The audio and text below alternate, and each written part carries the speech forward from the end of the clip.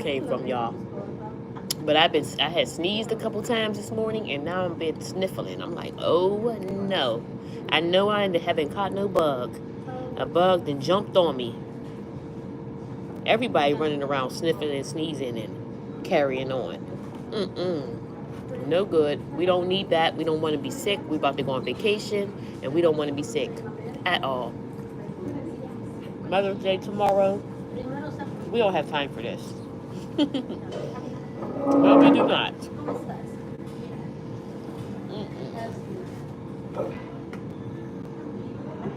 Oh boy. Oh. Thank you for hitting that like button. Ooh, these potatoes. This Auntie gave me a whole bunch of potatoes this time, y'all. Look at this. She gave me a whole big container full of home fries. I said, who the heck can eat all these home fries? Hey, Miss E, how you doing today? Good morning, dear. She gave me so many home fries. I could not eat all these potatoes like this. I think she trying to get me big.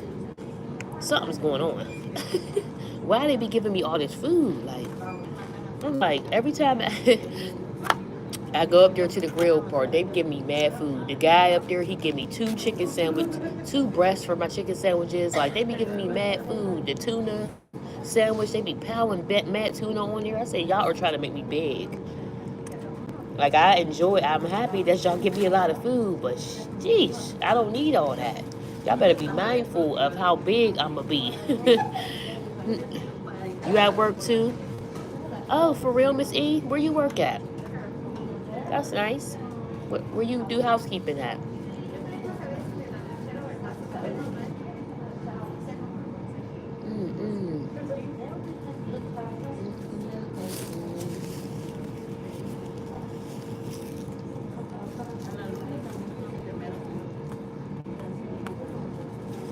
How long you been doing housekeeping?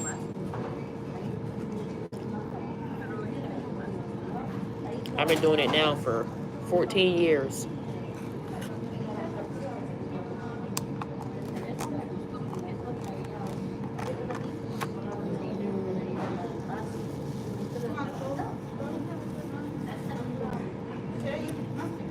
I did 10 years housekeeping in Pittsburgh and 4 years here so far.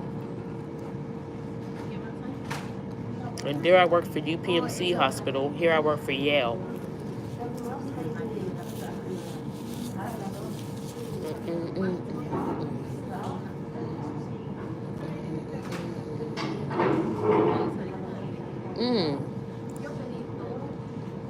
Okay. How you like it? Hey, Chris. Thank you for hitting the like button, Chris. Thank you. Have a good day.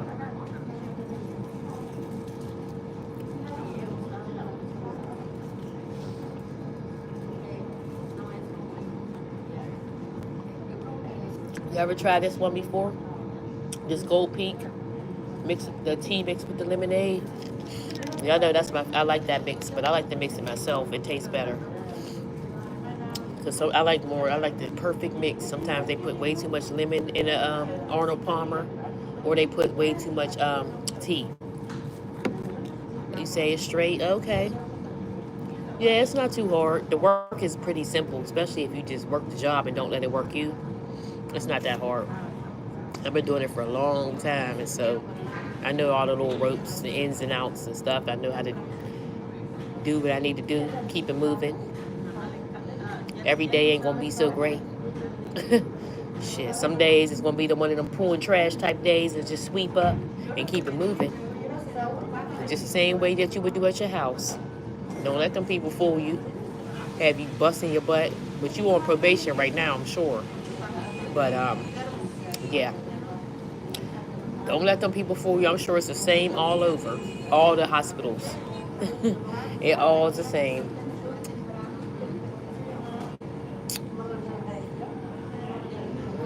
It ain't nothing but a paycheck.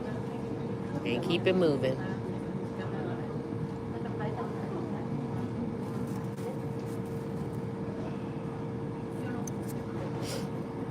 Some people be going above and beyond too much.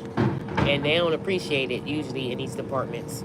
So it's no point to even do that. You can go do basics because you know your job is a representation of you. But know like I know. And you know the rules is different everywhere, but it's basically the same. Just like I left Pittsburgh and came here, it's basically the same type stuff. But they do things a little bit different. So that's the only thing. Like when I came here, I'm like, okay, show me y'all way of doing it, because I got a certain way in Pittsburgh. I was there for 10 years, so I moved here and I got right in. They said it's hard to get into Yale, but I got right in because of my experience, plus the doctors and, well, not doctors, but physician assistants. I had nurses. I had my boss, the manager of the whole department. All of them gave me a referral for this job. So we had to have 3 references. So one was a physician assistant, one was a nurse, and one was the manager of my department. So yeah, I got in good. You know, I know a lot of people from the other hospital. They gave me gifts. They gave me money. They gave me all kind of stuff. I resigned March 15th, and I started here March 17th. Well, I moved here March 16th. I had an interview March 17th here.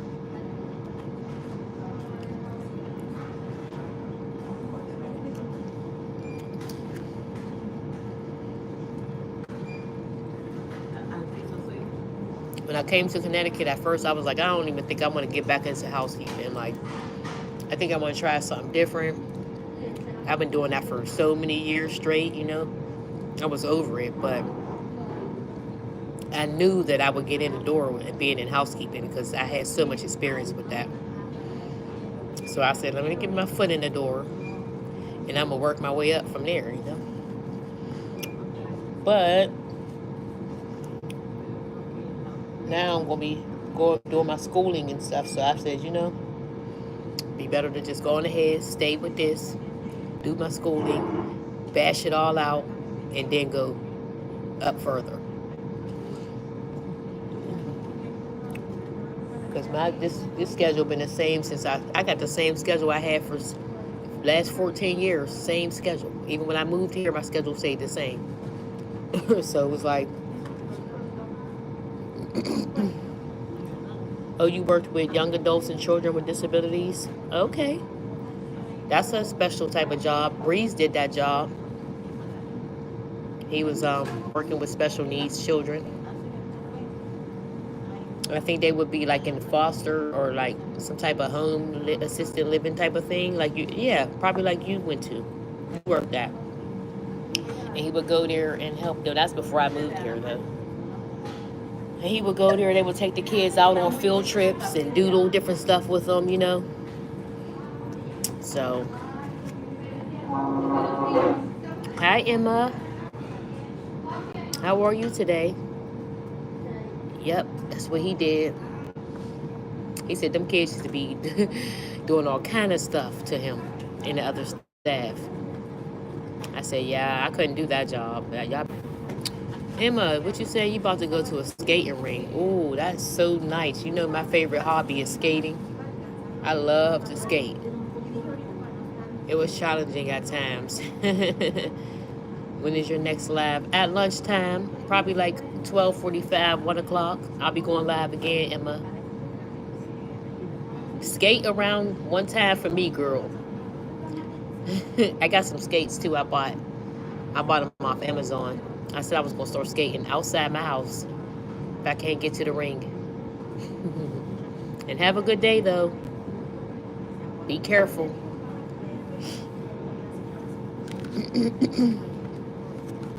She hooked my breakfast up today, y'all. I had some home fries and sausage, turkey sausage. You use rollerblades? Me too. I like the rollerblades. Yep. I love skating. And it's good exercise. People don't even know. That's a great hobby to use for exercise.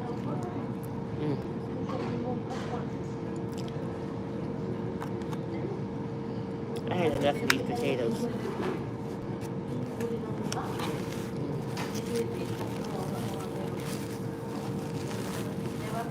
Mm. Oh, okay. Yeah. I do pretty good. I don't really be falling or anything. I'm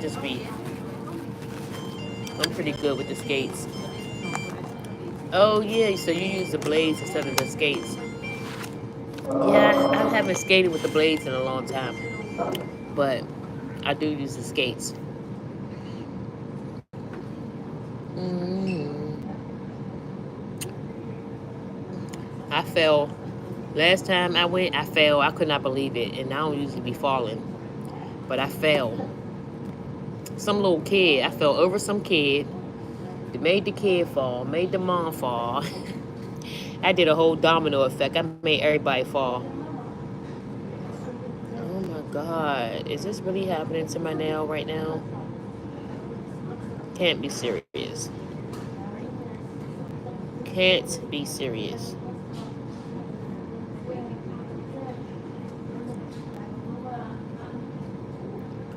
Yeah, I got balled up.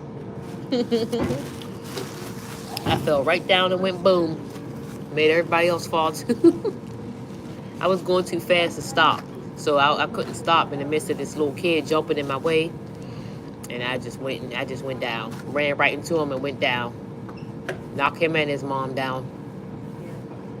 I was like, oh man.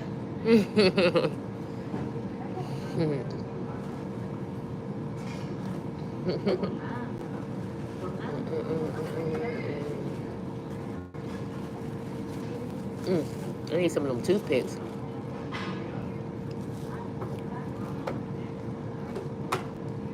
It is scary to stop, right? But there always be, like when you go to some skate rinks, there always be somebody's kid that jumps in the way. Then you gotta try to stop. I'll be going fast, so I'm trying to stop, and then it was just terrible. It was terrible. I fell down hard, right on my butt. But I just got back up and started skating again. I didn't get hurt or anything, so it was just like, but it was embarrassing because I don't never fall. I be dancing and everything, and I never fall. But I fell that day. It's like when I was on a cruise the last time for Valentine's Day. We were on that cruise, and I never fall, but I fell that day on the dance floor. I was dropping it a little too much. I went down. It was over. Them heels slipped from under me. It was over. I went down. On your rollerblades, I use the triangle, and if there's someone in front of me and I'm going fast, I go to the sides and stop. Yeah, that's what I was trying to do too, but I couldn't even do it. I couldn't even maneuver it fast enough. The way that the kid was right there, it was just out of nowhere. Smack right into them, him and his mom.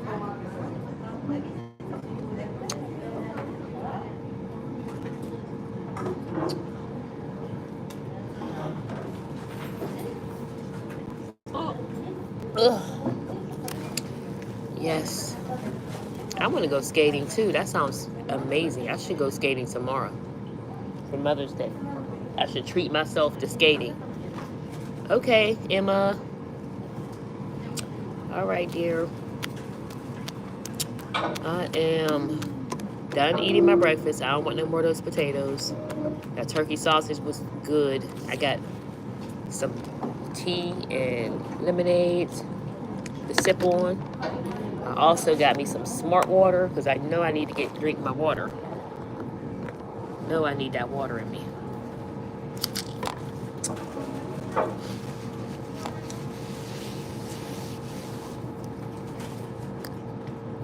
Desiree was in the building earlier. She gave me a super chat. Thank you, Desiree. Appreciate you for that, girl. Make sure you have a nice day at work, girl. Don't work the job. Work the job. Don't let it work you.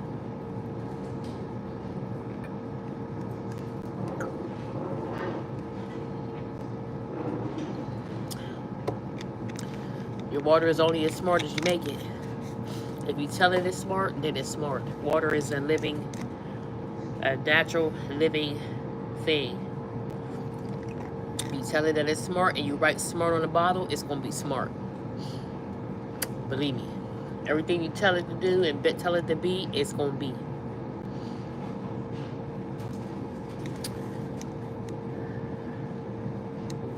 And this smart water it's alkaline with 9.5 plus pH, and it's antioxidant.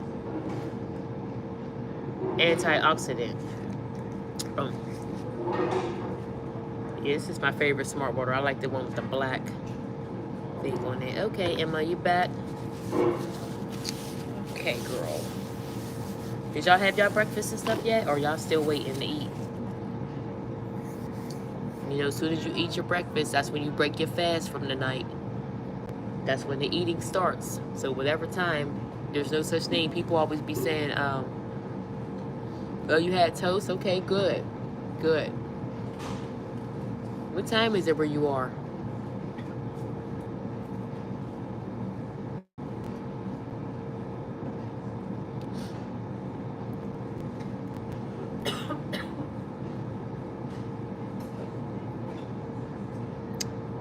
Oh, same time here, 10:07, Emma. Same time. I am at work. I can't wait to get off because then I'm on vacation, y'all, for a whole week. I don't come back until the 21st. I'm so happy. I just want to just be off and just relax and just get my house together, you know, do my hair, right? Definitely lucky. So lucky. I'm so lucky I put it in way ahead of time to be off for Mother's Day. My boyfriend's birthday is on Wednesday, so we're going to Atlanta. Y'all gotta make sure y'all be tapped in because I'm taking y'all with me. We're gonna travel, we're going on the airplane. We'll be down there early, so we're gonna go around and have a good time and just, go to nice restaurants, and we got a nice Airbnb down there. We got a nice car that we got already that's gonna pick us up at the airport. It's gonna be lit. It's gonna be a whole vibe. I want y'all to be with us. I want y'all to join in and make sure y'all got your subscription. Make sure you subscribe to the channel and put your notification bells on so y'all know whenever we on here. I'm telling you, we be turned up. His brothers and cousins and stuff is gonna meet us down there. It's gonna be a whole thing, y'all. Watch. And then right after that, he coming back. He going to Bike Week over there in I think he's South Carolina. I think that's where Bike Week is at. But he's not going for the whole week. He's just going to go down there for a few days with them. But he's going to tap in with y'all too and go live and show y'all the bike week. You know, they be doing all kind of shit down there with all them crazy bikes. You know, we going to Can-Am Spider. So he has a 3-wheeler down there. He's taking it down there, catching a plane down, and they're going to meet him down there and he'll get his bike when he's down there. So that's a really awesome. Don't have to worry about trying to drive because it's a 12-hour drive from here to there. So better to be at a fly, to get there in no time on a flight. Doesn't even cost that much. And then his bike will meet him there. Can't ask for better than that. Got his people meeting him down there and everything. So I'm like, y'all gonna have a great time. I'm not going. I'm staying home because I got stuff to do. I can't go right. Like, we'll be just getting back. Actually, I come back to work on the 21st, and he'll be leaving, like, on the 23rd or something like that. So, yeah, I'm not going to go down there for that.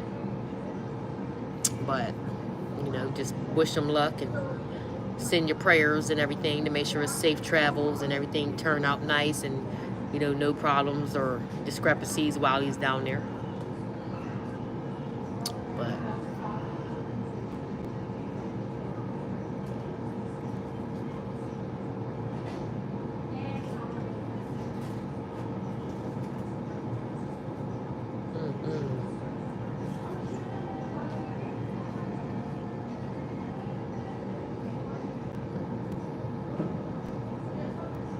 she's up there jamming to the music. Ooh. I can't wait. Till I'm off. I think I want a little bit of coffee, y'all. Just a little bit. Just a little bit of coffee. Oh. Can't stretch good enough. Oh, I was knocked out last night, y'all. You know, we were sipping that tequila, ate that food. I ended up making mustard fried chicken, collard greens, white rice, and cornbread. We ate that food, started sipping that tequila. I came on talking to y'all a little bit. And you see, I was barely even talking. Breeze was talking. I was already about to be passed out while we was on live. I was about to fall asleep talking to y'all last night. I was done. Ate that food. That food is really what had me in a comatose. Then we started sipping a little bit. Made me tired thinking of it. Shoot. But I was happy for when I woke up in the morning. I was refreshed and ready for the day. Ready to conquer the day. And my plan for the day, which is the plan for every day, is to take over the world one day at a time. You said you could tell, Miss E? For sure. You already know. I'm ready to pass out now.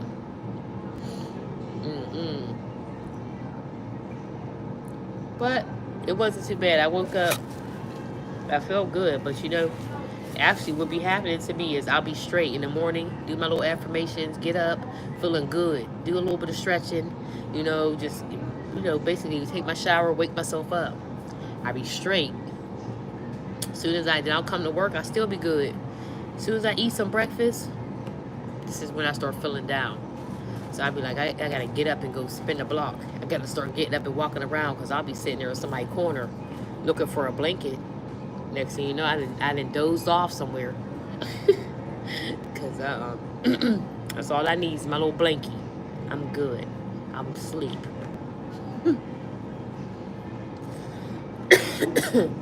I did that before too.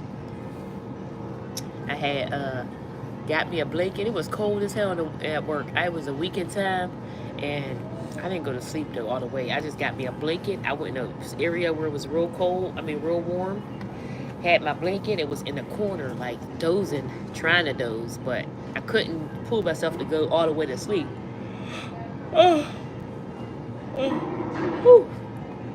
Now the yawning is starting. No good.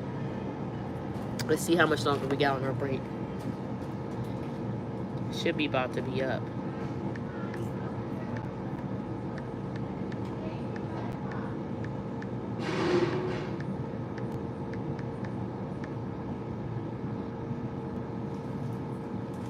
Oh, okay, we got a good 3 minutes left on our break. That's cool. Not too bad.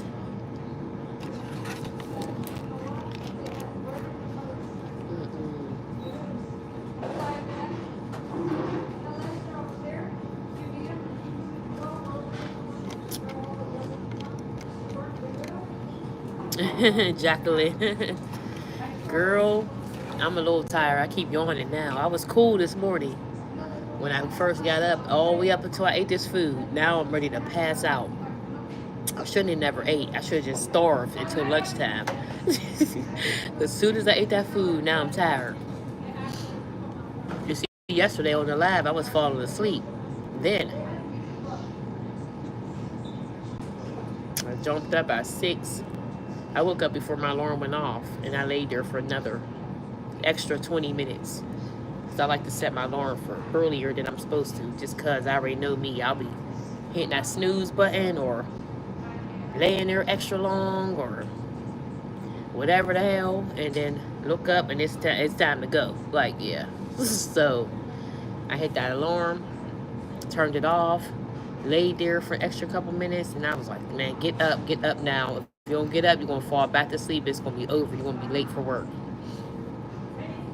So it was all good, though. It's all good, Jacqueline. Don't worry. I'm good. I am good. And then whenever I start feeling super tired, I just go walking around. Maybe go walk the steps or something like that.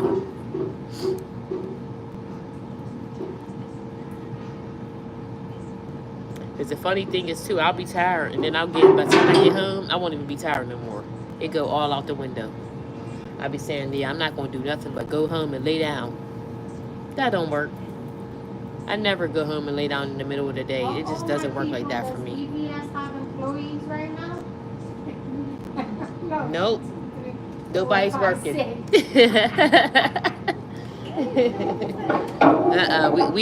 We said forget it. We don't care today. I don't care today either. I'm like, You don't care today? no, I'm not feeling good. Stomach bothering me. Your stomach fat? Oh my God. Somebody else said that. But I have stomach issues anyway. Mhm. So I have GERD. Mine is Oh. not catchy. You can't catch what I got. Yeah, but you have issues with it all the time. Yeah, but I've been a little stressed out, so it doesn't help it. So it flares up. So yeah, it'll bother me. Like the nerves will go to the stomach, and it'll cause GERD and the IBS to bother me. Oh my God. Dang. You get older, everything starts to go wrong with you. Girl, I know. Everything. Believe me, I know. No, you're still young. I'm not that young. How old are you? 40. Still younger than me. I got your body. Okay. I'm about to be 15 this year. Uh-oh. Yeah. That's all right. Shoot, you look good.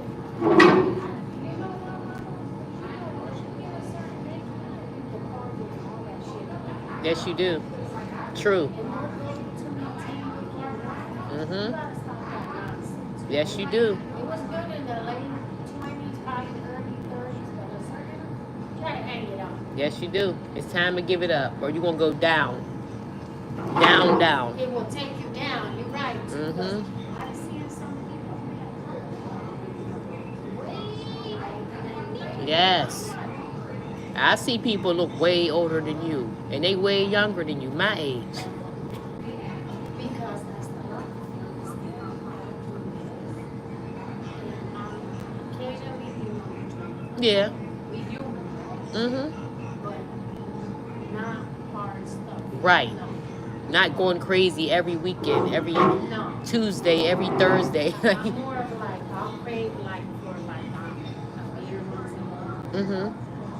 Or I like wine. Wine. Yeah, I like wine. Yeah. Yep. But I don't like that dry, strong. My wines are like the white Zinfandel. Mm-hmm. Scotch. Oh, yeah. I like sangria, too. My sister likes that. She does? I wasn't too crazy with Really? it. Yeah. I had a good one. Where was it at? I think it was Fridays. Ever since then, I've been buying them. The What's the sangria. name of yours? You don't know? What's is it Yellowtail? I don't know if that was the brand. Yellowtail, I used to maybe. work in a liquor store. Oh yeah. Well, I think it might be Yellowtail. I can't remember. Yeah, I used to work in a liquor store, so I know some of the wines. Mhm. Because, sometimes you gotta taste it so that the customer can Oh yeah. They let y'all taste them. The husband did. The wife, she was cheap. She didn't want none of that shit. Nah, if you wanted a soda. No, we're open, but the grill is closed until 11. If you don't see any out here, I don't have any at the present moment. He was cool. Like, we used to work with him. We used to be like, what we drinking? Like, he'll have his Hennessy or his Remy, the turtle, we call it, the rebottle. Yeah. He'll have that, and I'll be like, I'll just take, I'll have like a beer, or I'll have like a little wine bottle, like something like that. Those little ones. I like those little bottles. Yeah, My mom- little ones like this. 'Cause Yeah. Barefoot's come in little ones like that. Yeah, I like those. Yeah, one or two of those, and you're good. You are good. My mom used to buy me those, and she. Yeah. You're She- ready? You can go to the first one. I'll be right with you. Yeah, she Yeah. bought me a case of them before, like a little, like 6-pack or something like Yeah, that. because they come in 6-packs. You're Mhm. absolutely right. Yep. And that's all you need. You That's in your it. house with your mate, and that's all. baby. That's You don't it. need nothing You be else. feeling good. That's it. Damn good. That's it. You know. You know, I know. Have a good day, Jacqueline. Girl, you know I'm gonna have a good day, girl. That's my friend Marisol, y'all. She's so crazy. She be talking. She's so funny. She be cussing people out sometimes out here. Say she don't play, she be not letting these people play with her. She will cuss their ass out. She be getting mad at them because she work here in the cafeteria. And she be getting mad at people. They be rearranging the furniture and stuff. She be having to go and fix it. She be cussing them out. I said, I don't blame you, girl. Get on them. People come through her line asking stupid questions. She be so mad. Mm-mm. She just, if I'm in a line, yeah, I do housekeeping. Yeah, I've been doing housekeeping for a while. Yep.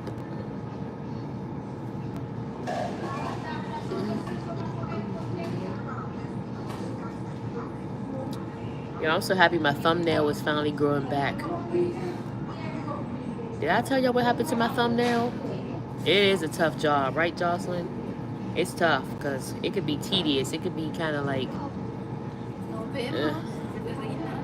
yeah. But it's simple, but it can be hard, and it's very very demanding. You know, the turnover rate for housekeeping is high. Nobody likes to stay in housekeeping. Y'all, my thumbnail, it looks so ugly. And when I get my nails done, I'm gonna get my nails done on Tuesday. Actually, I need to call and make my appointment. Oh, I do need to call and make my appointment. But I'm gonna get my nails done on Tuesday for when we go on vacation. We actually are leaving on Thursday. I don't know why I kept thinking Wednesday. We're leaving Thursday morning. Matter of fact, I think I'm gonna get I'll get my nails done Wednesday. I'll get my lashes done on Tuesday. I gotta call and make my appointments though because. But my thumbnail, I'm not gonna be able to get my thumbnail done. Yep, Mr. E, it is demanding. Break time over. Do y'all work off cell phones, Miss E? Or y'all got pagers still? My last job, we were still at pagers when I left, but this we got the iPhone 6. Jocelyn said for a long time ago at a hotel and some of the things that I would see, oh my God, girl, you only imagine. I didn't never worked at a hotel, but the hospital is enough. And I'd be having some crazy experiences, especially when it comes to the male patients. Sometimes they can be like a little bit of a perv. They might try to get you to see their naked body. They want to flash you their penis. Come on, like, sir, stop it. The one guy got up and let his blanket and everything fall. He was butt naked. Sir, you knew you were naked. When I came in and said, let me clean your room, now all of a sudden you want to get up and move. You knew you didn't have anything on underneath there. Why you stand up and let your blanket drop? Then I had the one guy. He laying in the bed. I go in there to go clean the room. He just swung the blanket open, just laying there like he was asleep. Sir, you was not asleep. He's like, oh, like he's snoring, but he's wide here woke. You just wanted somebody to see your nasty body. That is disgusting. And yeah, I've seen a lot of stuff. I had a guy, this one guy, I guess he was itching, I don't know what the hell, but he wanted me to scratch his back with a fork. So he's like, here, could you scratch my back? I said, no, I cannot scratch your back. He's trying to give me a fork. He's like, here, scratch my back with this fork. I said, sir, I cannot scratch your back with a fork. I said, are you trying to make me lose my job or something? He said, I'm going to tell on you. I said, I don't care who you tell. I'm not scratching your back with no fork. What the hell wrong with you? You could tell them, you, your mama, doesn't matter. I'm not scratching your nasty back. You better get your nurse to do it. These people crazy. I'm telling them, they try it. Then they try you a lot because I guess they figure that you're just a housekeeper, right? So they'll try you. I don't go for it though. I'll cuss them right on out and put them in their place. I don't care who you tell. Doesn't matter to me. I'll cuss them out too. Like, what? Don't play. Certain stuff is not acceptable, and I don't care what they say, what they think. I'm gonna speak my mind. I had doctors, kicking tissue at me, like they wanted me to go along and pick them up as their as they're sitting there kicking them. Woo, y'all know it be crazy experiences here.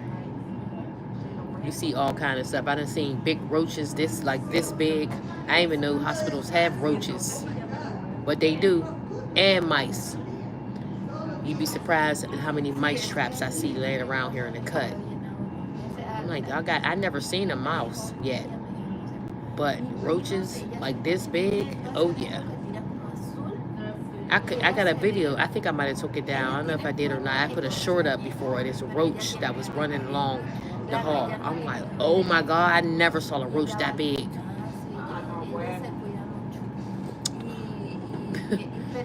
You won't even imagine. Hospitals are crazy for real. There's a lot of shit behind the scenes that people don't see that I have seen.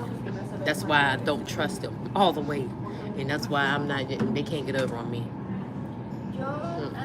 Nope. I see you. I see the way they be doing stuff. Just like that show I told you I've been watching on Netflix. It's true. That whole it's more of a business than it is a place to get help. It's more about they'll help you, they'll fix you, they'll do things or whatever, but it's about a bank. It's about business. It's amazing how they do people go in there for one thing and they look at you as how much money they can get out of you. That you're basically a figure, a cow or a money cow. Everybody that go in there is a money cow. Unless you don't have insurance, then they're like, oh no, we're not. Get them out of here as soon as possible. They all be working together to get you out. Wait, probably before it's time, before they even cleared you out to see if there's anything wrong. But you go in there with that gold or silver, platinum insurance, you will be getting MRIs, fucking X-rays, oxygen, all kind of stuff on urine analysis, everything. They're gonna be doing all kind of stuff on you because they're gonna be running up that bank before you get out of here. That's what they do. It's all a business. Oh yeah, you've been having so you said I thought you said something about a headache last week. Oh, you know what? We're gonna need to do an MRI for that. Why? Because that MRI is going to tax me. You're gonna be able to tax the insurance.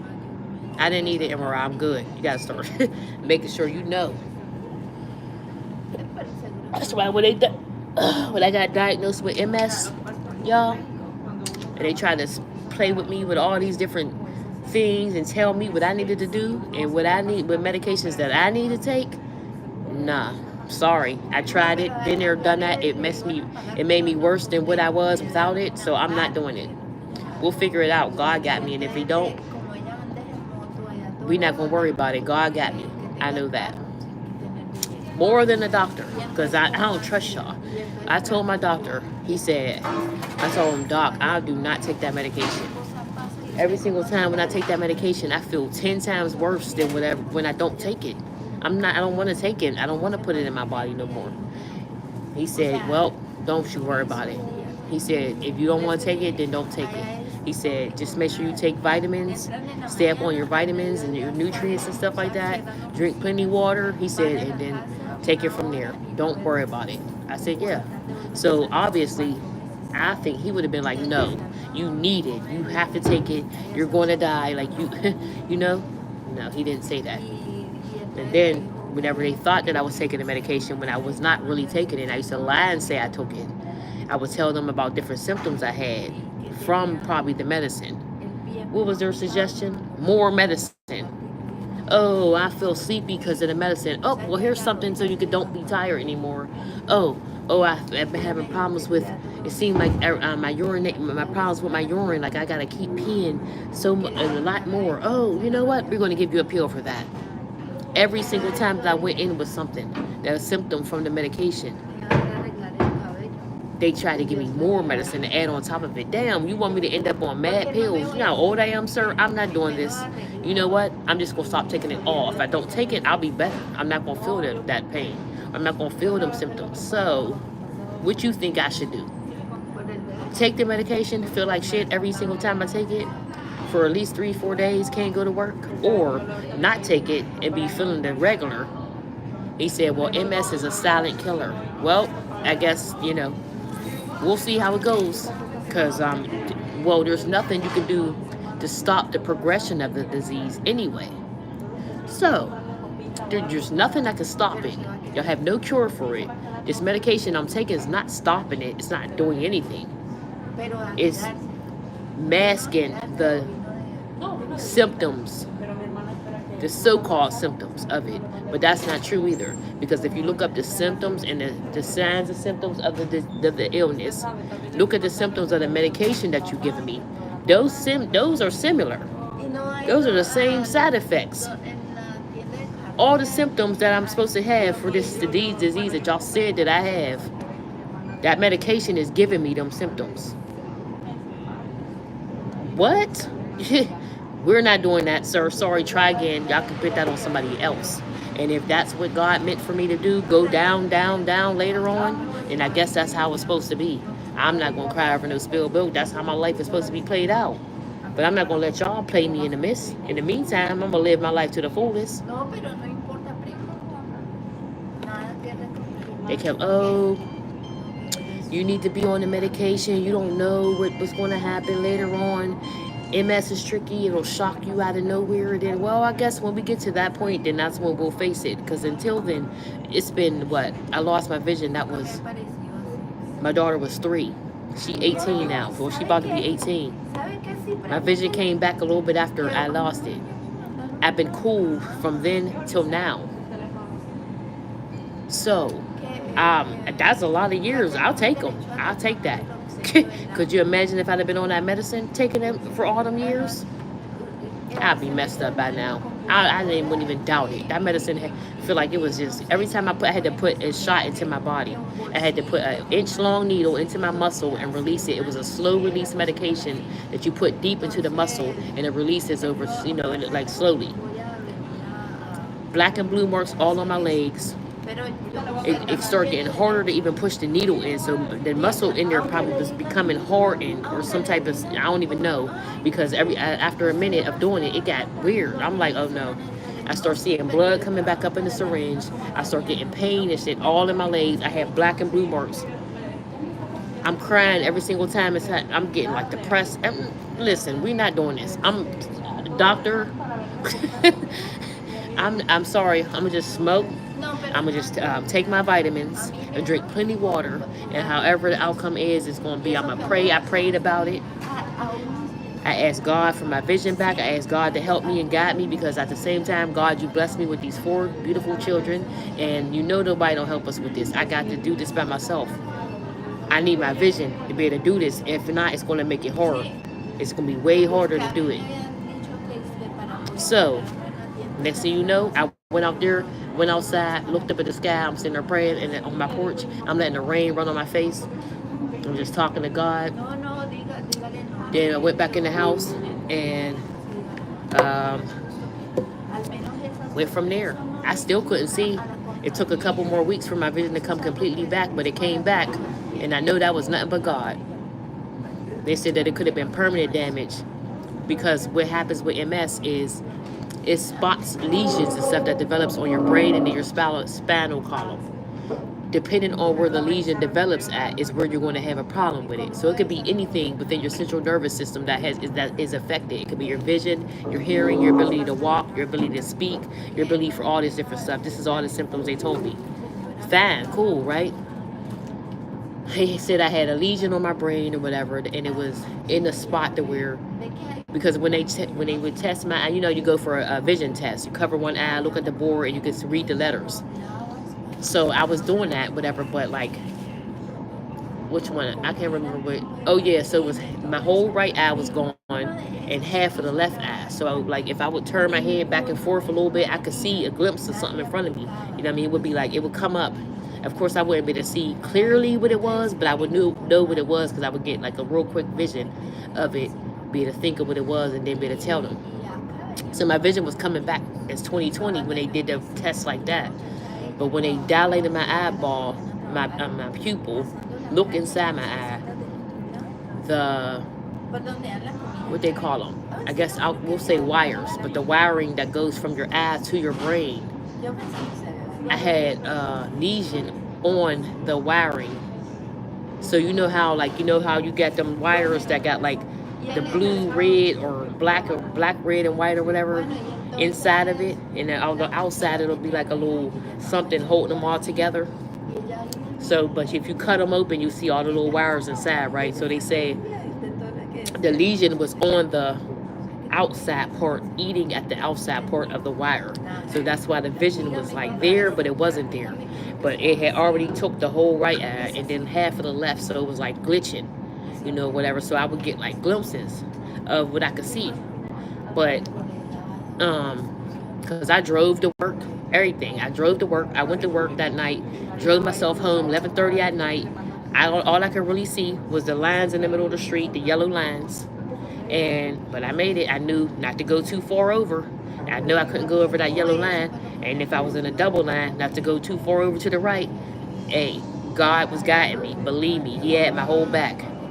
And because I took my daughter to school, everything like that. It was crazy, but we made it work. And yeah. So they said that that was the problem or whatever. But eventually, with taking steroids and different things, that medicine, I guess, that didn't help. That medicine made me feel I had to give myself them shots once a week, and that shit made me. I was out of work after I lost my vision. I think I was out of work a good 9 months, 8 months before I went back to work. And I couldn't see, but my mom was like, "You could just stay here with the house with us. You don't have to go home to your house, and we will help you." I said, I went and stayed there one day. Y'all know me; I'm so independent and so like I don't know, self-sufficient. Like I can't have people feeling like that because I had 4 kids and I had my kids young. You know what I mean? So it was like I don't never want nobody to feel like, oh yeah, she had these babies. Now she needs so much help. We gotta help her. She can't. Nah, I was good. So I said, listen, I gotta go back home. If this is how my life is gonna be, if this is how I'ma now have to be a be half blind, I'ma have to go home and figure it out how to do it. It's better to do it that way. I said because if I'm just sitting here being baby, eventually I'm gonna be back home and gotta figure it out anyway. So the next day after I came home, I said, "Yeah, take me home, and I'm gonna figure it out." I went home. It was all good. I remember I was like, I started trying to cook dinner and stuff like that. Good morning, Earl. Hey, Stitch. Can I what? I was ooh, elevator. Hold on, y'all. I'll tell y'all the story when I get upstairs. Good morning, beautiful black woman. Thank you, Earl. Appreciate you. I'm on the elevator, so if it cut out, y'all know why.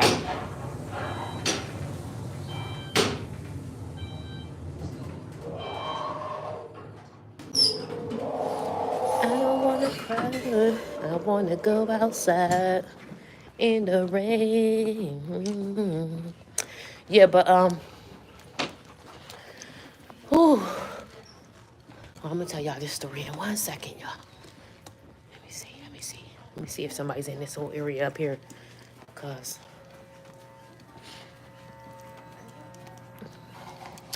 they're not either. Let me go in here. Talk to y'all for a minute.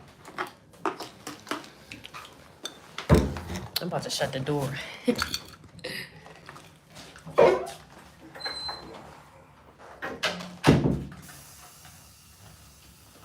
Yep. So I was like, you know what? I was at my mom's house and I went there one day. So I said, yeah, Mom, y'all don't need this. It was a snowstorm. I said, yeah, could y'all take us home? Because I think we about to have a blizzard and I don't want to be stuck here. I want to go home. And she's like, you sure, because you're going to have to cook dinner and do all this stuff for the kids and whatever. I'm like, nah, Mom, I'm good. I'm going to have to figure this out. I could see a little bit. I'll be okay.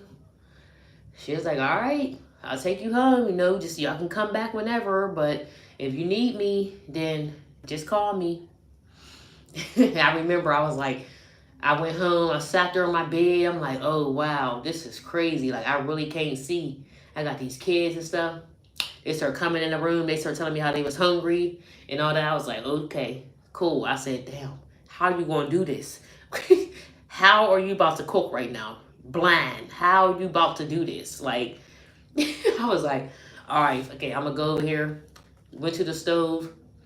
I'm looking down. I'm like, oh, shit. Let me see what I got in here because I know I can't fry no chicken. That would be crazy trying to fry chicken. I'm like, so try to get some. So I just made them some. I had this PF Chang's General Soul chicken. I remember white rice. I made that shit for them, and they was good. After that, I got used to it. I got made them breakfast the next morning. I was home for a good 8 to 9 months, so it was a great feeling. I was walking them to the bus stop. I had to drive my daughter to school every morning. I had a white Continental Lincoln at the time. My power steering went on my Lincoln. I could still drive it, but you know you gotta you gotta bustle that thing when the power steering is out. So I'm blind and I couldn't see. My power steering's messed up. I got this long ass car. My daughter had to be to school. I said, you know what? It don't matter. I'm taking her.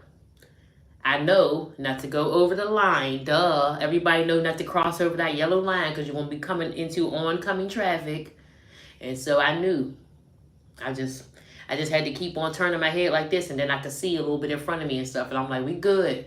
She had her seatbelt on. I had my seatbelt on. We got there. The preschool was probably like 15 minutes from my house. So took her there. I drove that car like that for like, I want to say a week.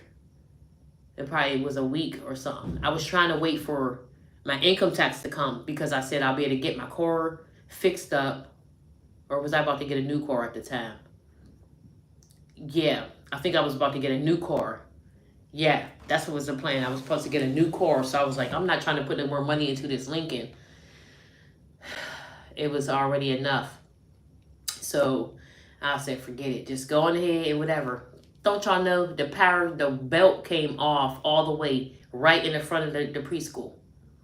Got so much of gripping that shit, it ended up wearing out and then it just broke.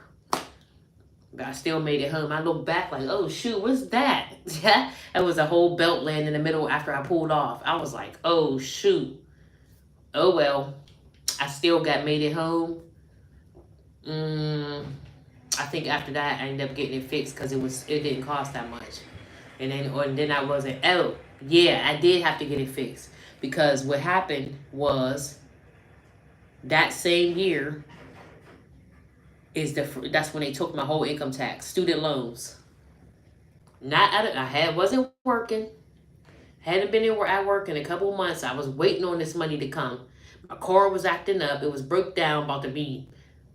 The steering wheel, the power steering was basically done. I'm muscling the car trying to drive it. It was crazy. And then they took my income tax for student loans. Bam! I was like, I'm like, when it rains, it fucking pours. You got your vision. You lost your vision. Cars, the crazy. Yeah. So it was unreal. You know, that was definitely a little crazy little time. But we made it through. And my vision came back and it's been fine ever since. So that story came from me telling y'all basically, you gotta trust yourself. Don't always go for what they telling you. Don't always just hop in and, oh yeah, they went to school. They're a doctor. They went to school. They know everything. They don't always have your best interests at heart. It's a freaking business. So if they can make top dollar off you, sometimes they don't have the control because the CEOs of the hospital was telling them, I don't care what you talking about. She has what? Oh, okay, that's all good. But what we need you to do is to do this because she's a cash cow. We need you to run these tests. We need to meet our quota. We need to get to $10,000 by the end of this week. So however it is you got to do it, you got patient A right there, patient C right here, patient B over there. Look at their charts, see what insurance they got, run it up. It's not, no. It's like I had to tell my son after all that stuff, whatever, when he's up at this school, and I told y'all they was gave him some shots. Come to find out, they didn't give him any shots. He was getting blood drawn, but the lady couldn't get blood, so she was digging around his arm. She stuck him 5 times in the one arm. Y'all should see his arm. It's black and blue. He got scars, everything. This one, and in his hand. I told him, you do not have to let nobody dig in you like that. It doesn't matter who they are. Doctors, nurses, tech, the fucking phlebotomist itself. You don't have to let them. If they once they stick you one time, they go in there and they trying to figure it out. Okay, but y'all got them people. They'll go in there and stick you, go digging, trolling it around, twisting it. This your arm. You could tell them it's okay. You can say no, I don't want you. It's okay. That's done. You didn't get none. Try. Nope. No. You cannot try again. You can get somebody else, or we're done. We're just not doing it. Maybe next time. You have the rights to do that. Don't let nobody sit there and be torturing you. He could tell. He said, yeah, she was turning it, twisting it. Yeah, you let her do that. Don't let nobody do nothing to you that you don't want doing. I don't care who it is. Those doctors went to school to do that. It's the study of whatever it is they specialize in. They studied that. That doesn't mean that they're God and they know everything. You got to trust your own body, your own judgments. Like, for real. You know you. Something don't seem right, don't feel right, question it. Tell them, no, sorry, you got to break that down for me. Make it make sense. And this is something that I've realized, that I've seen from myself, from my daughter's niece. Her sister had a baby. The baby ended up passing away. That's a whole nother story. I should do a story time on that. I wouldn't really want to do that because it's not my story. But I would definitely, it's a very, very interesting story. And I was there from the beginning of it until after the baby died and everything. So I know the story is unreal. And it has to do with medical. It's deep. So it's like, yeah, I'm just, that's just how I am when it comes to the medical field. They can help you and they can ease your pain. They can do all different stuff and whatever. And they do cure a lot of people. They help people. Not saying that they're just idiots and they don't know anything, but don't become a part of the system, a part of their little cash cow shit. Don't let them do that to you. You got to be a little smarter than that.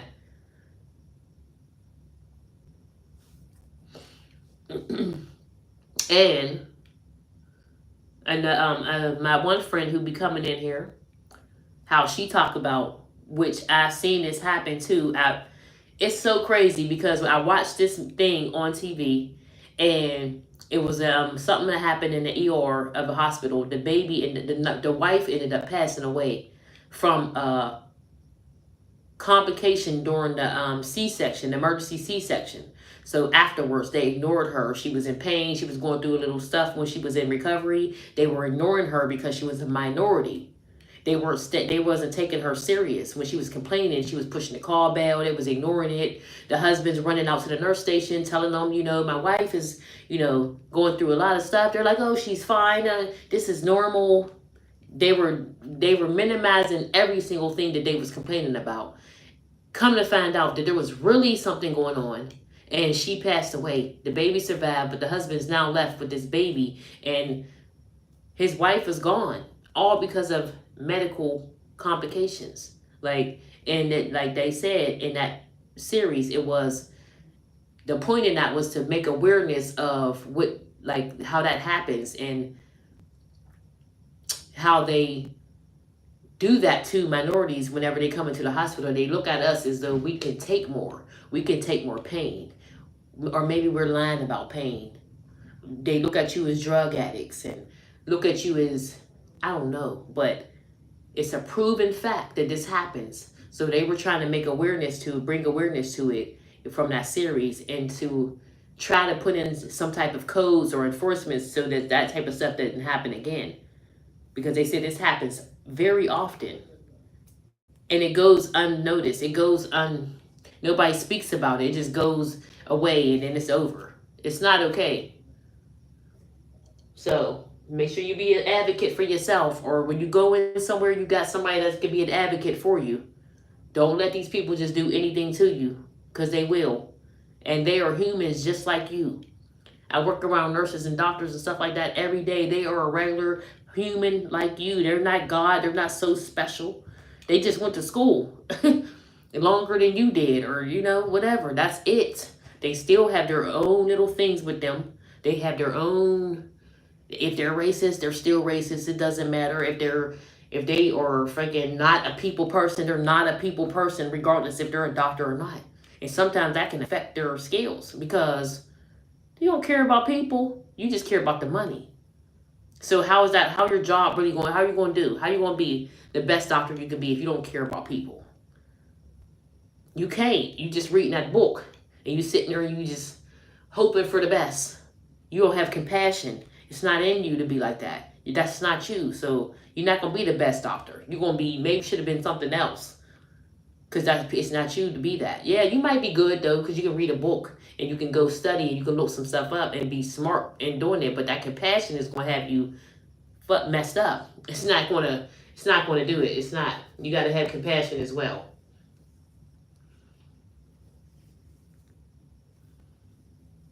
Then you have some doctors and stuff that are very, very arrogant. They feel like that they did go to school. They were in school for all them years. They did all that. They don't have to have compassion. They have money. They bring the hospital a lot of money. Oh, if they're especially surgeons and stuff like that.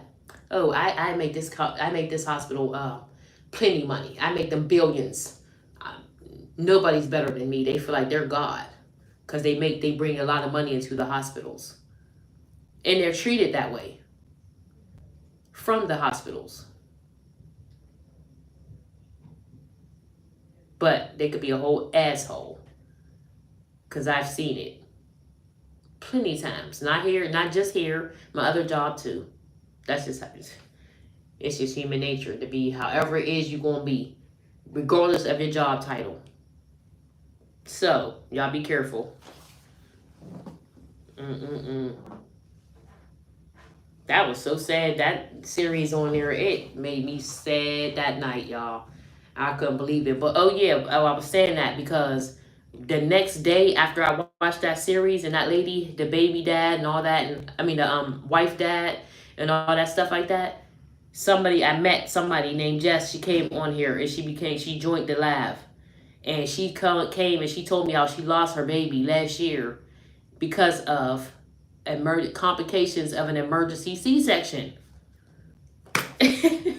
What the hell? Like, and see, and I told her, I said, oh my God, when she said that to me, it brought that thing back that I had just watched the night before. I'm like, oh my God, this is so crazy. Like, what is this saying to me? Like, I always look at things like, like it's a sign, it's something, it's trying to tell me something, it's trying to, maybe it's God trying to put something in me, or maybe it's trying to bring something forward for us to talk about, like for us to lay forward, something. I always look at everything like it's signs for something.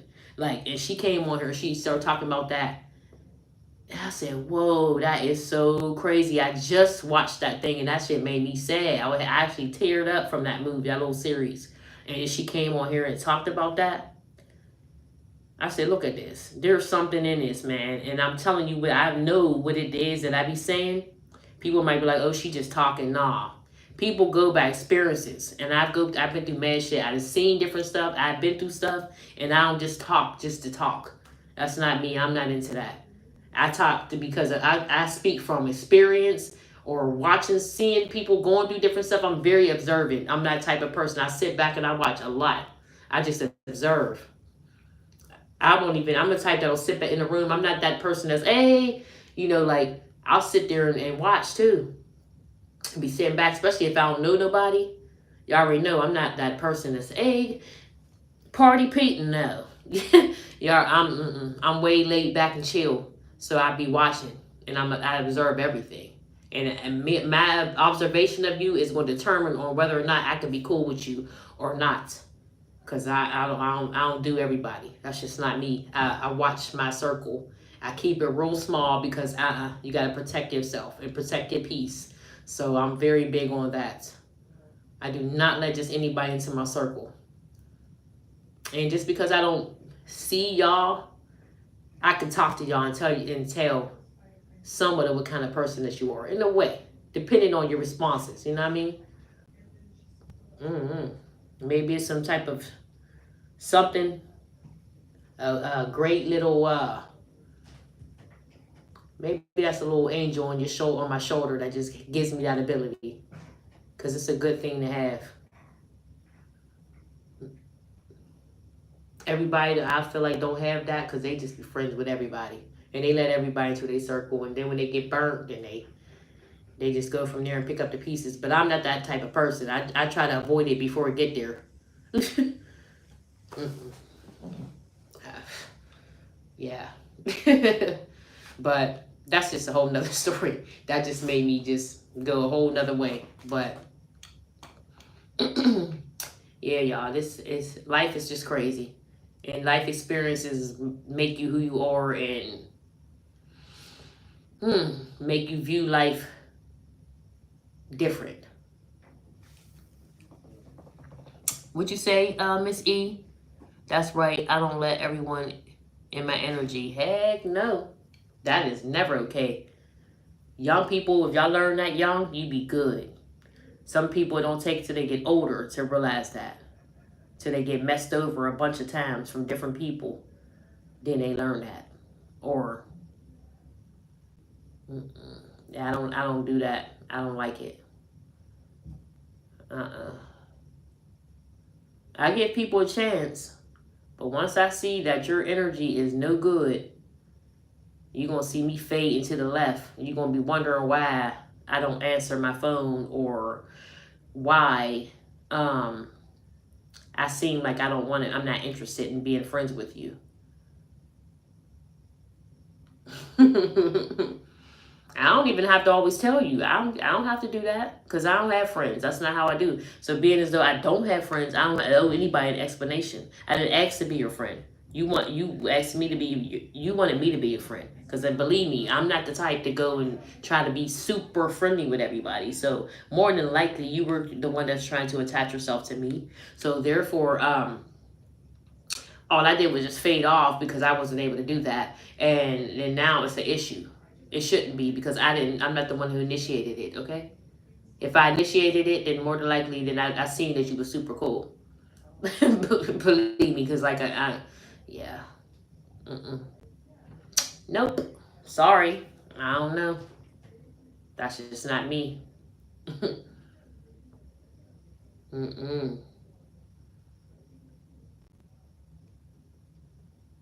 Seen too much, been through too much. For real.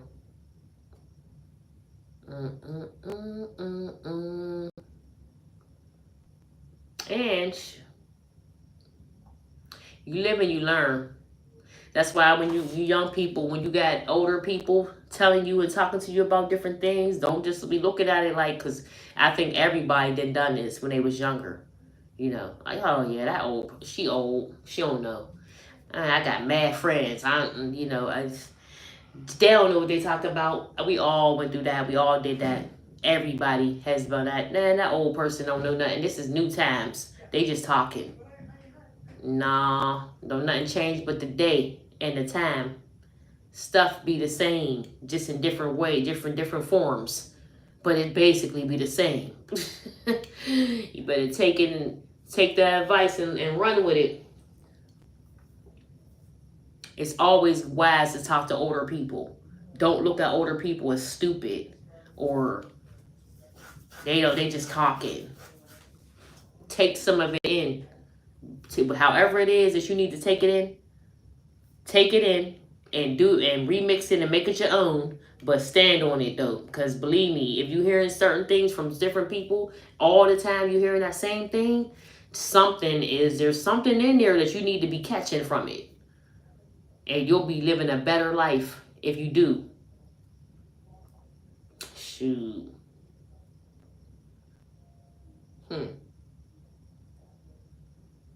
I done it. Believe older people saying stuff to me when I was younger. Imagine older people saying stuff to me when I was younger and I was having babies and stuff, super young, and they was telling me like, girl, don't be having all them babies. Girl, you and that guy ain't gonna be together forever. Y'all ain't promised to be together forever. Don't be having all them babies. He might leave you and have you stuck doing it by yourself. Girl, don't be doing all that. I was like, this, she's a hater. She don't know nothing. I got my man. We having babies. Y'all, you got 1, 2 babies. What do you know about babies? What do you know about having kids, lady? You old. You just mad because you don't look like me and that you ain't having babies like me. And yeah, and me and my man is doing this. And yeah, same things that they were saying to me, it turned out it was the truth. Like they said, girl, don't be doing it. Yeah, and I was like, these bitches, these just haters. She's not me. I'm the shit. He's never going to leave. I look good. And yeah, and I'm having these babies. Yup. Yeah. See? So don't be playing. Listen. When somebody older talking to you, you better listen. Take some of that shit in there. Put it in there and do your little remix on it and make it your own. But don't forget it.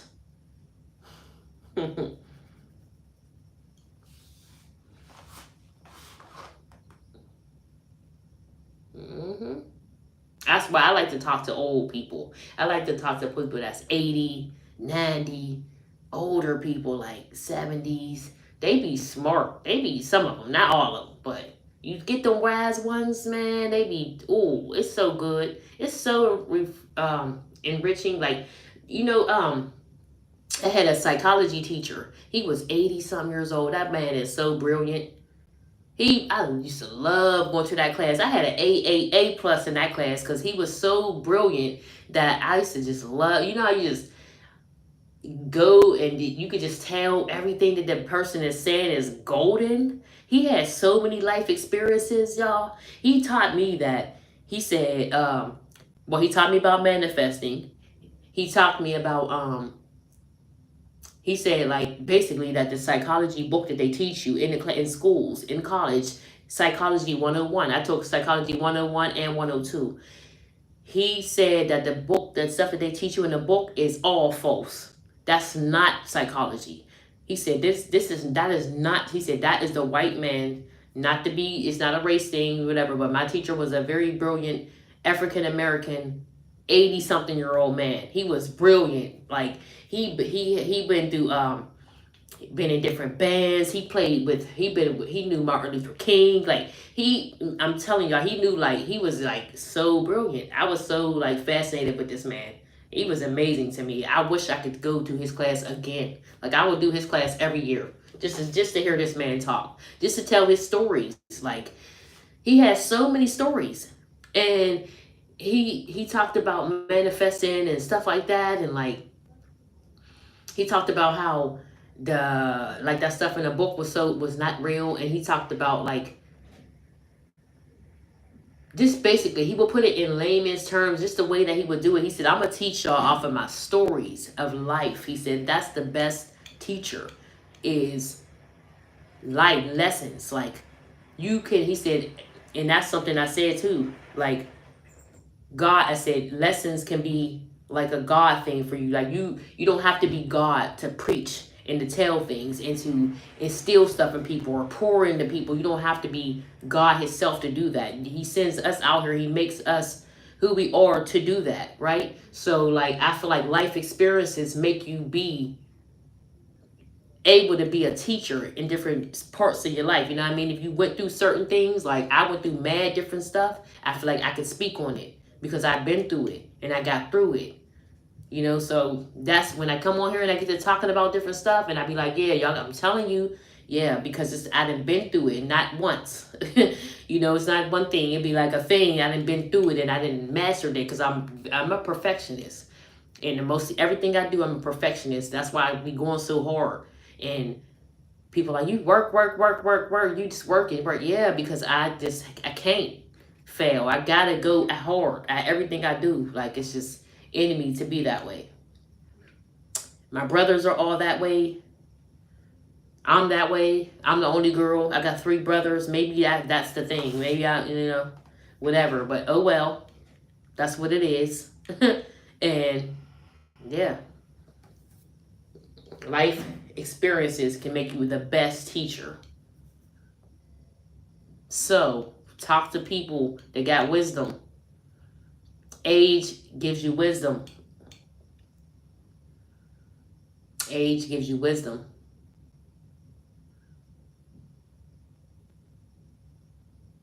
My grandma was my best friend. So she's still living though. She's still my best friend, but me moving and the way that life is different, life has changed like around, so me and her used to talk every day, all day long. And then we ended up, ended up staying there with her a little bit before I moved here, helping out her, whatever. So she just started getting a little older. She got sick and she went into the home. And so we kind of like didn't talk as much anymore because we couldn't do it. So we just like, I don't know. I talked to her the other day though. She still got her wisdom. My grandma is 80. She'll be 84 this year. Yeah, she'll be 84. But that was my girl. Me and her was super close. I used to talk to her. So, But that guy, Mr. Nelson, I wonder if he's still living. I would like to look that up and see if that teacher is still living. I'm telling you, dude is amazing. Like, he was actually he played the trumpet. He was a famous jazz musician, a famous jazz musician. Why can I say musician? Yeah, musician. Yeah, I don't know why I couldn't say that, but yeah, he was a famous one. He played alongside the Isley brothers, and that guy was great. You hear me? That guy was amazing. Like,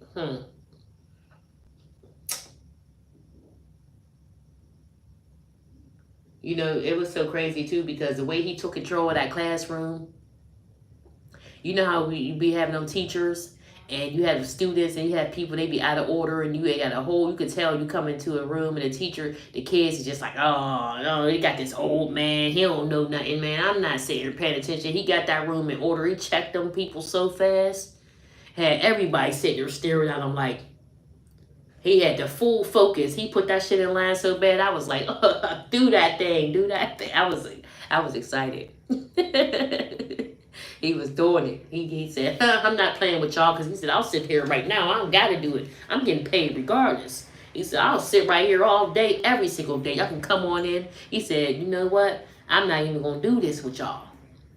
He said, I'm trying to give you the real thing. He said, you want to go in and change your class and go in here with those fake teachers that's going to read this script for script out this book? He said, y'all can go for it. But I'm going to tell you right now, that is not life. That is not psychology. That guy poured it down.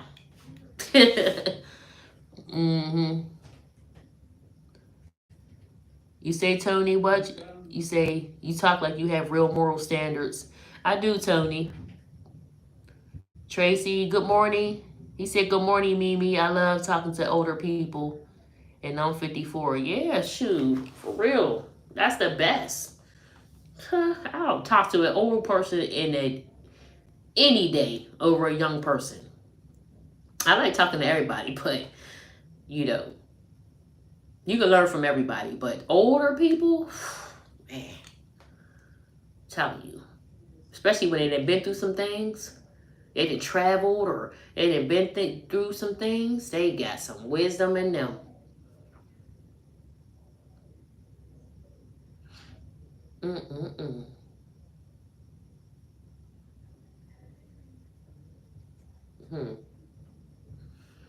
It is Saturday though, y'all.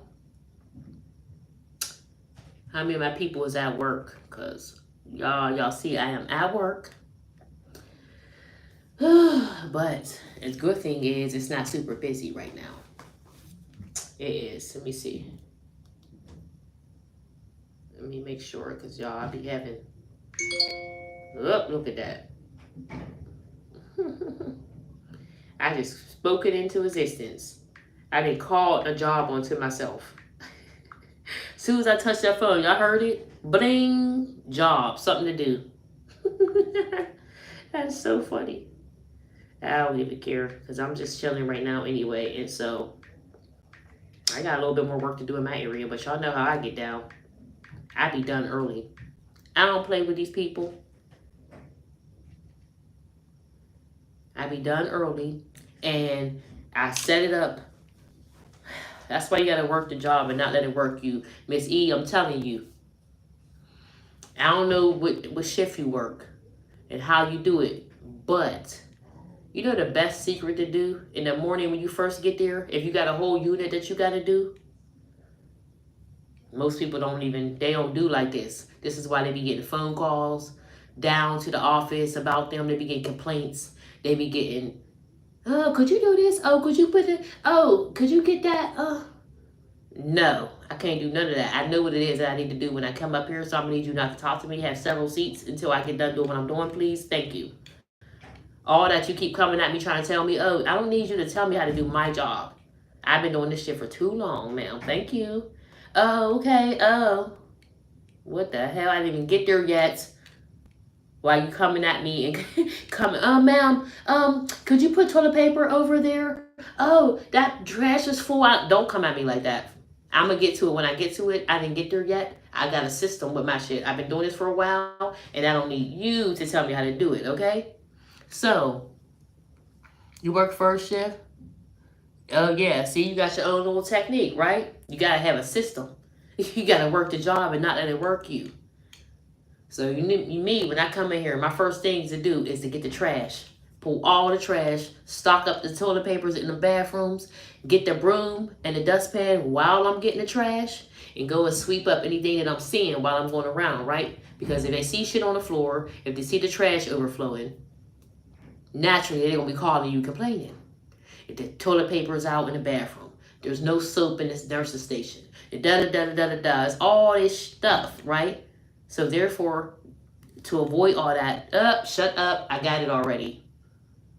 I got all the trash. And then visitors starts at 10 o'clock. I start at 8 o'clock. Don't y'all think that if the visitors come upstairs at 10 and they patient's room got trash all everywhere, trash all over the floor, you know what I mean? Because the nurses drop shit constantly. It smell like shit in the room because the trash is all crazy. The best thing to do, get the trash all out of there. Sweep everything up as you're going around. Get it up. Stock up the toilet paper in all the nurses' stations and all the bathrooms and all that stuff. Don't have nobody saying nothing to you. The nurses' station, go around, sweep up the little stuff on the floor. If you don't want to do shit for the rest of the day, you don't got to. Because it look good. Shiny dirty. What? Work the job, don't let it work you. Because we not doing that. Then the way my job play, you got a whole area to do. You got your own discharges and stuff to do. But at the same time, they be calling you to go run, to go help somebody else because they slacking off. They need help because they getting bamboozled with discharges. Now they need you to come help them because they're not up on their daily cleaning. But me, I'm up on daily cleaning. Like I said, if I don't never have to go back in the room again later in the day, I'm not going to do it because they trash got pulled. There's no stuff on the floor unless y'all dropped it later after I left. And yeah, make sure the bathrooms is cool. You good. Like, what? You ain't doing all that. And stay steps ahead of them. You are right, girl. Because you know how they do. And sometimes they come and do their little circling around, trying to see how the unit look. Yeah, come on, walk. If you looking, you won't see. Now, if you go question them, they might say I only came and pulled the trash. But they might, more than likely, they're not going to do that. Then you could just monitor anyway. As you're going around, you get to see. Yeah, and they're talking to them and stuff. That's another thing too. You got to talk to them. Oh, how's your day? Man, mine is going amazing. We're sweeping up shit. We ain't really even doing nothing. Sweeping up the little stuff you see on the floor. Get the trash out. Maybe go in the bathroom. Check that out. Make sure it look good. Got toilet paper. Maybe wipe it down real quick. Oh, okay. Yeah. Have a nice day. I hope everything is good. Good luck with everything. Yeah, and then when they come in here, they'll be like, "Oh, the housekeeper coming here? Oh yeah, you talking about that one girl? She was so nice. She got that accent. Oh, yeah, her. Yeah, she was in here earlier. Yeah, she sure was. Oh, did she clean your room? Yeah. Yeah, she cleaned my room. Yeah. What you said? Detroit Ron. What's up? How's your day going at work? Not too bad. And I work first shift, got my own little technique, Miss E said. Tracy said, Mimi, I like talking to you too. I can relate. Thank you, Tracy. And Miss E says, stay steps ahead of them. That's it. That is it. You know how to do it, Miss E. Work the job. Don't let it work you, girlfriend. We got this. No matter what position you in, do that stuff. And be the best at doing it. Because your job is definitely a representation of you. It is a representation. So if I got I'm in charge of a unit and I think I am the shit, or I think I look good walking around, you think my work's not gonna be like that? Huh. Sure is. You're gonna be looking at me like, oh, she thinks she is top shit. She walk around like she's something. Her area that she do every single day, I wonder what her house look like because that shit is dirty as hell. She be that work be looking crazy. Her area messed up. Sorry, not mine. Not mine.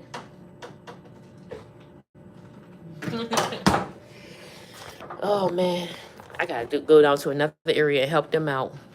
Hey Eric, Google what they working you hard. Nope, sure ain't. They're not working me hard. I'm off tomorrow. I'm about to be off for a whole week. I'm not gonna let them work me hard. Because at the same time, I'm not gonna be doing this area for a whole week. This is my area. When I come back next week, it's gonna be tore up from the floor up. Miss E, you know how it is when you off and you come back, your area be messed up. Nobody didn't do nothing, right? You come back, you gotta get it back to how you like it. So I already know that's how it's gonna be. So I refuse to kill myself today. I am not crazy. I'm sure I'm not working hard, Eric. Mm-mm. No, no, no. Ooh.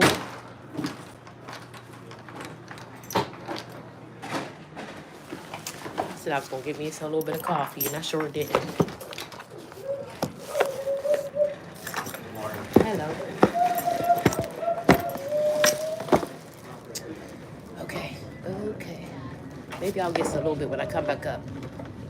Maybe. We'll have to see. If I still want somebody. It'll start getting a little bit later in the day. I don't want coffee no more. I can't drink coffee at 1, 2, 3 o'clock.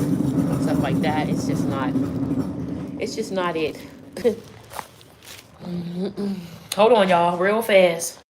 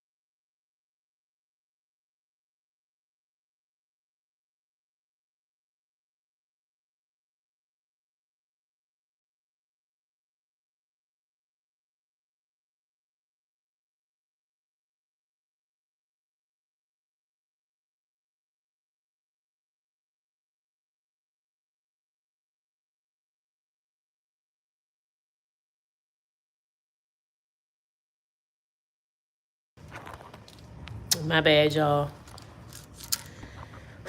Okay, now I gotta go back down to this, the ER, ED observation. I gotta go to the place where they send you to see if you're just going to get observed or if you're going to end up going to a room or if you know, usually you'll go there before you go home. So, yeah, now they want me to hate going down there because you don't know what they people got. You mess around and get sick. ED observation. I don't like down there. Too many sick people.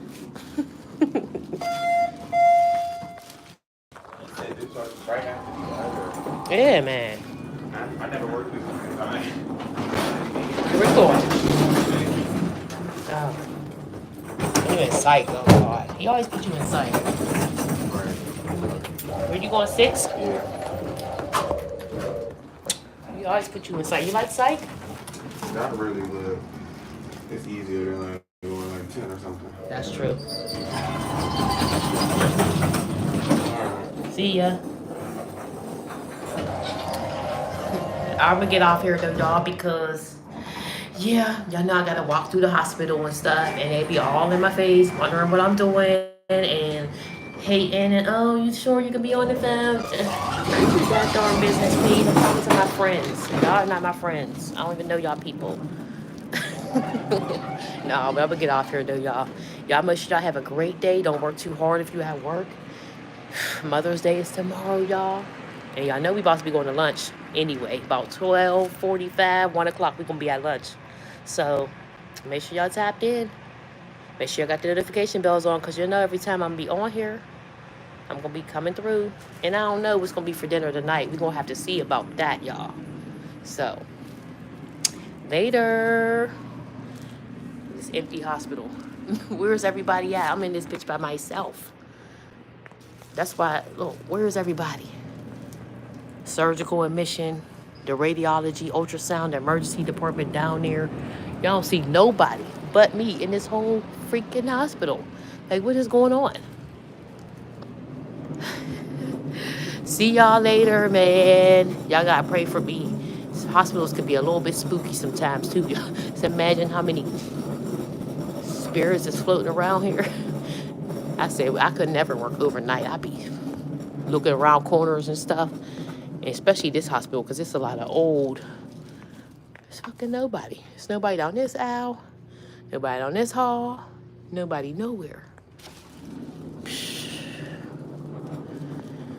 I gotta go to ED observation, y'all, and do some rooms. So I'm gonna come back on here and chat with y'all. Let me see anybody in emergency. And then there ain't even nobody. Look at this. Nobody even in the freaking visitors lounge down here. This is crazy. It's nobody. I do want some coffee though. Is that the building that blew up? You can see it closer now from down here. Oh yeah, I think that is the building that blew up. Oh no, it's not. That's where they had the food trucks out there that day, the other day when I showed y'all. See y'all later though, Miss E. See you later, Tracy. See you, Eric. Tap back in later. You know I'm gonna be back on when I go on lunch, okay? Let me go do this discharge before they be tweaking for me. All right, though. Y'all make sure y'all stay blessed and tap back in later, okay? Deuces.